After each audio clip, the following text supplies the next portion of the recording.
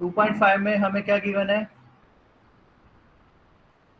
हमें programme given है, उसका आउटपुट भी गिवन है, और ये कहता है एक्सप्लेन। आपको एक्सप्लेन करना है कि ये जो प्रोग्राम लिखा है इसका आउटपुट ये आया है तो क्यों आया है। तो पहली लाइन है आपके पास hash include iostream using namespace integer main. अब यहाँ पे हमने डिक्लेयर किया a and b, we have declare two variable a and b, both are of integer data type. उसके बाद हमने ए की वैल्यू स्टोर की है 5 और बी की वैल्यू स्टोर की है 10। ए के वैल्यू आगे, ए के पास जो वैल्यू है वो 5 वैल्यू है, बी के पास जो वैल्यू है 10।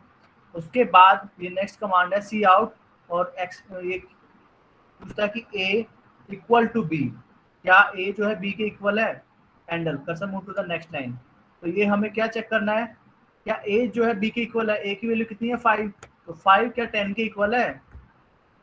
No sir. तो फॉल्स वैल्यू है, तो फॉल्स वैल्यू तो आपकी क्या क्या प्रिंट आउट होगी कंप्यूटर स्क्रीन पे, 0। तो ये आपकी 0 वैल्यू प्रिंट आउट होगी। ठीक है, अब a इक्वल टू बी, तो नेक्स्ट लाइन है a equal to B, a equal to B. तो इसका क्या मीनिंग हुआ, ये तो आपका असाइनमेंट ऑपरेटर है, जो उसके राइट हैंड साइड में जो वैल्यू होती है, जो एक्सप्रेशन होता है, पहले उसको सोल्व करेगा, और जो भी वैल्यू आएगी वो जो लेफ्ट हैंड साइड में वेरिएबल है उसके अंदर स्टोर कराएगा। तो यहाँ पे राइट हैंड साइड में जो एक्सप्रेशन है वो b है, तो b के पास कितनी वैल्यू है 10 है, तो जो 10 वैल्यू आएगी वो लेफ्ट हैंड साइड में जो वेरिएबल है उसके अंदर वैल्यू स्टोर कराएगा। तो a की वैल्यू कितनी हो जाएगी यहाँ पे 10। तो a की वैल्यू आ गई 10। अब वो दोबारा ये क्वेश्चन करता है सी आउट, दोबारा पूछता है कि a जो है b के इक्वल है क्या। तो a की वैल्यू तो अपडेट हो चुकी है, तो a की वैल्यू आई हमारे पास 10। अब पूछता है कि 10 इक्वल है b के, b की वैल्यू कितनी है 10, क्या 10 के इक्वल है। Yes sir. यस, तो ट्रू आएगी। ट्रू वैल्यू के लिए क्या शो करेगा, 1। ट्रू वैल्यू के लिए क्या शो करता है 1. 1 करता है, so it is 1, so this is the reason। Write a program, एक प्रोग्राम लिखना है to explore division by zero. इसमें हम क्या करना चाहते हैं, डिवाइड करेंगे जीरो से, and include the case 0 by 0 and 1 by 0। Now consider the variant in which the numerator and denominator are float और इंटीजर और वन ऑफ ईच, यानी कि दोनों फ्लोट डेटा टाइप के हो सकते हैं, दोनों इंटीजर डेटा टाइप के हो सकते हैं, या कोई एक फ्लोट है दूसरा इंटीजर है। तो 4 केस आप कंसिडर कर सकते हैं। Consider the variants in which the numerator and denominator have are float data type, यानी कि जो न्यूमरेटर है और डिनोमिनेटर है दोनों हमारे डबल डेटा टाइप के हो सकते हैं और फ्लोट के हो सकते हैं, और दोनों के दोनों एक साथ इंटीजर डेटा टाइप हो सकते हैं, या कोई इनमें से एक जो होगा वो आपका फ्लोट डेटा टाइप होगा, या दूसरा जो है इंटीजर डेटा टाइप होगा। ये अगर फ्लोट है ये इंटीजर डेटा टाइप है, या n/d ये हमारा इंटीजर डेटा टाइप है, ये हमारा फ्लोट डेटा टाइप है। तो ये हमें 4 केस डिस्कस कर सकते हैं। तो आप ट्राई करेंगे एक प्रोग्राम लिखने की और उसमें ये वैल्यू स्टोर कराएंगे और चेक करेंगे क्या कि ये पॉसिबल है। सबसे पहले लिखेंगे आप हैश इंक्लूड आयोस्ट्रीम,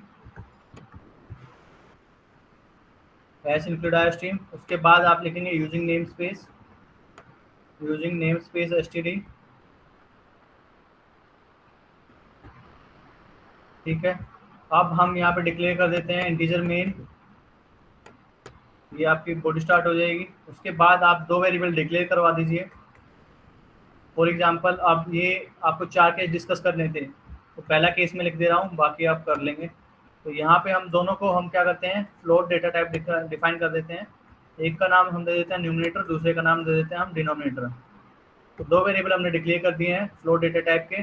उसके बाद हम क्या करते हैं, सी आउट कमांड दे देते हैं, और सी आउट में हम बोलते हैं enter the numerator, enter the value of numerator. ठीक है, और फिर हम आउटपुट इसके अंदर एंटर कीजिए वैल्यू। उसके बाद हम इनपुट करवाएंगे, ये हम इसको कर देते हैं क्लोज, सी इन करते हैं, और सी इन अब यहाँ पे हम वैल्यू इनपुट करवाएंगे न्यूमरेटर के अंदर, और फिर हम सी आउट दे देते हैं एंडल, ENDL। तो कर्सर जो है आपका नेक्स्ट लाइन में मूव कर जाएगा। उसके बाद हम काम डिनोमिनेटर के लिए लिखेंगे। उसके बाद हम लिखते हैं सी आउट कमांड दोबारा से, enter the value of denominator, enter the value of denominator semicolon, इसको हम टर्मिनेट करवा देते हैं। फिर हम इनपुट करवाएंगे सी इन, डिनोमिनेटर आप एंटर कीजिए सेमीकोलन, ये आपकी स्टेटमेंट कंप्लीट हो गई। Cout, cursor move to the next line, E N D L, तो कर्सर आपका नेक्स्ट लाइन में मूव करेगा। उसके बाद आप डिफाइन कर सकते हैं एक अनदर वेरिएबल डिक्लेयर कर लीजिए। यहाँ पे कुछ भी मान लीजिए, मैंने मान लेता हूँ क्वेश्चन, क्वेश्चन मान लीजिए।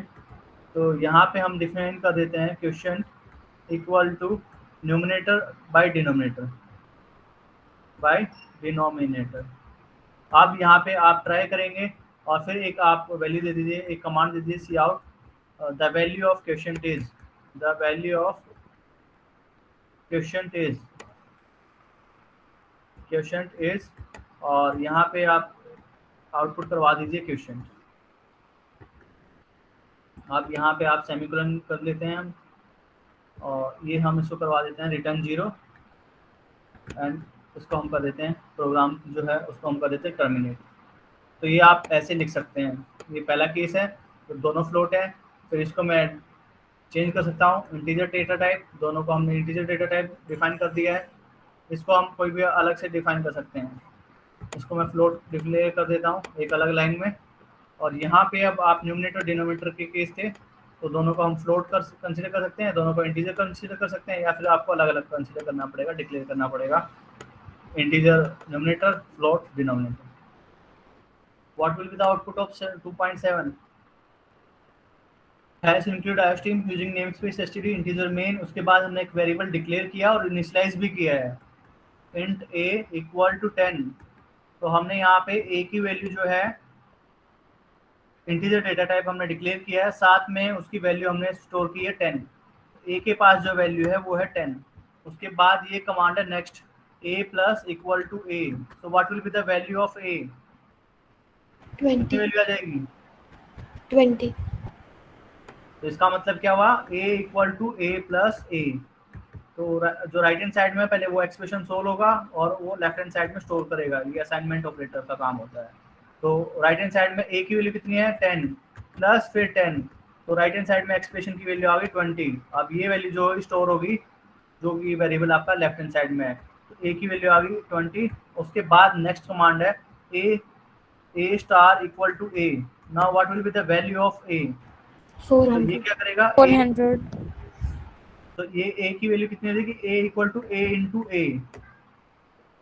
इसका एक्सप्रेशन जो है वो आता है आपका a equal to a into a।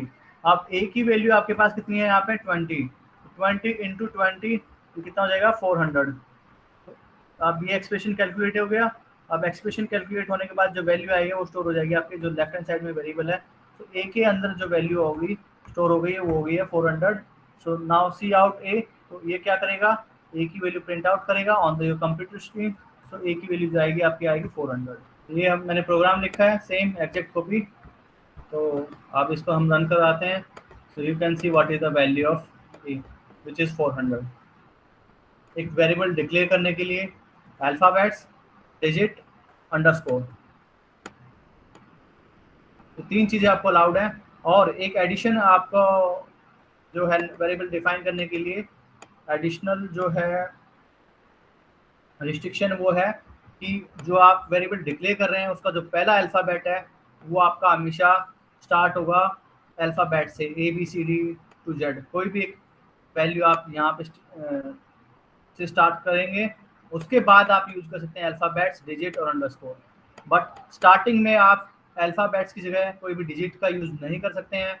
Starting में आप अंडरस्कोर यूज़ नहीं कर सकते हैं।